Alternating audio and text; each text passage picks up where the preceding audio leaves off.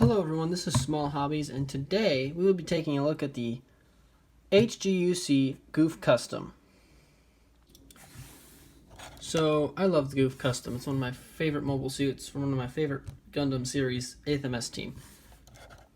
There's just a lot to love about this kit. Or about the mobile suit in the show, though. The pilot was great, and the suit itself looks fantastic in the show. A lot of that is transferred over into the kit, but there's a few problems here and there. But nothing really to gripe too much about. As far as sculpting goes, this kit looks very nice.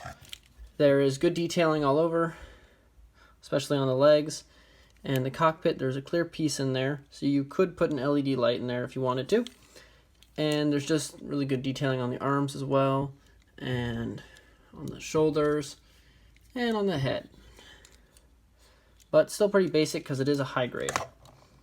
And it's an old high grade at that. An older high grade at that. So this kit came out in 2010. And for a kit that old, there's not really that much wrong with it. So as far as accessories go, you get the gouf and everything on it right there. You also get the lightning cable thing there. You get a widespread expressive hand for the right hand. You get a pair of fists. And you get this sheet of color correcting stickers, which only has a sticker for the eye right there, and it has a sticker used for the sight of the gun right there, which I am not going to use. Anyway, so yeah, the fists you probably won't really ever use on this unless you just play it without the shield, but other than that, you really will never use these. The widespread hand is for using with the cable. I'll show you what that looks like real quick. Pop that hand out, and the cable pops in right here. Yeah, we get that out of there. Oh, there we go. Cable just pops in right here, like so, and then you got your little cable thing there. Sorry I dropped the hand, but hand just pops in like so.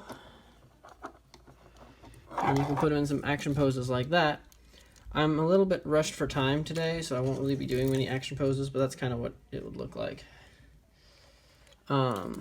It's probably more like in an outstretched position, like that. The cable doesn't really want to stay in there, so I'm not really not really trying too hard to shove it in there, but not really going to because I'm rushed for time. I said earlier. I'm trying to do this in one shoot without having to cut anything out. So now we got that there. As you can see, it just kind of works. You can get some dynamic poses out of this. It's really quite nice. This is just a wire with some plastic wrapped around it, and then there's like a little claw end there. And where that's not being used, you have this little piece that plugs right in there. Top of the arm, right like so. Besides that, got a sword hand. I have one gripe about this kit that's like the worst thing, is that the hands are a little loose on the ball joints. That includes these hands and this hand, and just all the hands are loose. That's not a problem for the gun's weight though at all. But we have this heat sword. The heat sword tends to slide in and out and spin around a little bit, but if you tighten down, if you pinch the hand a little bit, you're not going to have much trouble there. That heat sword's not going to really go anywhere. Anyway, moving on. I'm going to pull that heat sword out and replace it with this fist for right now. But moving on to the shield, you got a lot of detail here. Oh, the heat sword can slide right in the back of the shield like that. I'm not taking the hand off there because I'm lazy. Anyway, the shield has some nice functional pieces. I'm going to pull off this arm to show you, or not. Okay, well, whatever. I guess I did. But so this shield, you have, it is interesting, to say the least. This is another interesting part in here. This part goes right over here, over the polycap, back when they covered the polycaps to keep them from looking too ugly. They don't do that anymore. They should. Anyway, yeah. We have an interesting bit of work here. I don't remember how this went together, but I'll try to pull it all apart again. And apparently I'm going to fail. Oh, well, that came out. And this wasn't this difficult last... Oh, there we go. So the shield comes apart like it does in the show. Maybe just a little bit too easily on there.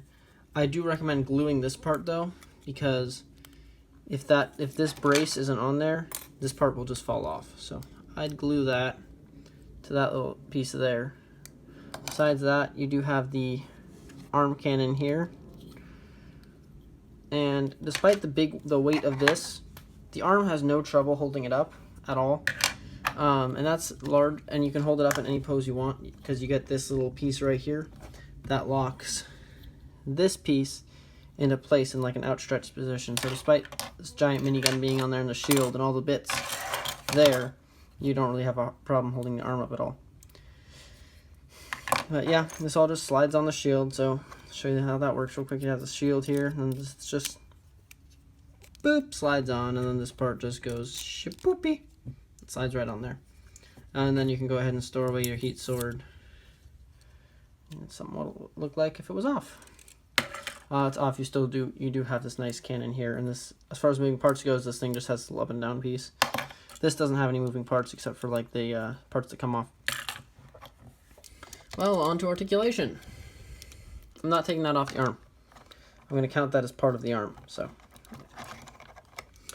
alright, so for articulation from the head down, we have not really that much movement in the head. You can kind of go forward and back a little bit. You can spin a little bit to the right before the shoulders get in the way, or whatever gets in the way there. Oh, but you can actually get all the way around if you position the head correctly. You have full rotation up here at the shoulders. You have a locking mechanism that I showed you earlier.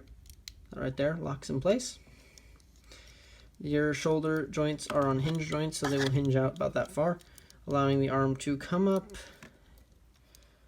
about that far before it gets blocked. Otherwise, you only can get that far out of the arm. The arms can move forward that far before getting blocked. And the arm, the arm can bend about that much. That's, can just basically fold in half a little bit. Oops, I've knocked my camera. Basically, you're just going to get that to fold in half a little bit there. You're not really getting anything out of there. This is just standard ball joint, but again, really loose. Same for both arms. Both arms have the same articulation. You only turn the torso a little bit that way and a little bit that way. You can do a slight ab crunch, but not really, hardly anything there. The front skirt is molded together, and you cannot separate it, and it's very tight, which is most unpleasant. So the legs can only move up to there before making me nervous, and they can only move back to there because the back skirt's stagnant. The side skirts are movable, but they have these little clips here, clipping the tubes on there, so it keeps them from moving around too much, so the legs can only go out that far. You're not going to get the whole splits out of that. Okay. As far as pros and cons go, there are some problems here with this kit. First off, there are some seam lines here,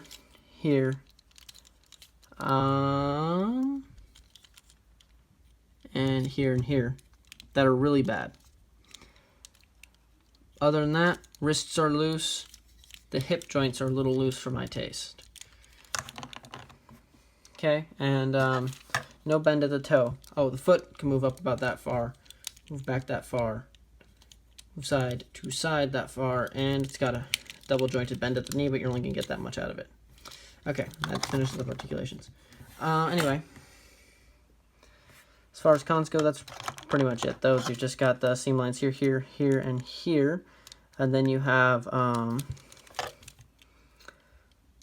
the loose ball joints there and the loose hip joints up here. And there's not a lot of articulation really. Pros though are it's solid, and whereas you do have to get rid of the seam line, these spikes come off, so it makes it a little bit easier to get rid of that seam line without ruining the detail on these spikes. So that's pleasant. Another con though is the spikes have a tendency to move around a little bit, so those will definitely have to be glued in place, but that's not really a problem if you're removing seam lines anyway. The fin here definitely wiggles a little bit. That's a problem. You just basically glue it and push it in a little bit tighter. But a pro to this is you got these eyes, these lens pieces, or the stickers, are reflective, if you can see that at all. There we go. The eyes are reflective. Another pro is this nose piece comes separate from this little piece inside, so you can actually take off the nose, paint that black, and slide it back on. Anyway, I'm going to be releasing some shorter reviews. I got a new camera setup though, so it's going to be a little less wobbly, but still not necessarily going to be the greatest. Thanks for watching. If you're not subscribed, subscribe to the channel. Leave a like if you liked the video, if you found this helpful. This is one of my favorite kits. Definitely recommend getting it, and it would make a great custom build. That's all I can say really in regards to that. It's just a good frame to build off of. So thank you for watching and have a nice day.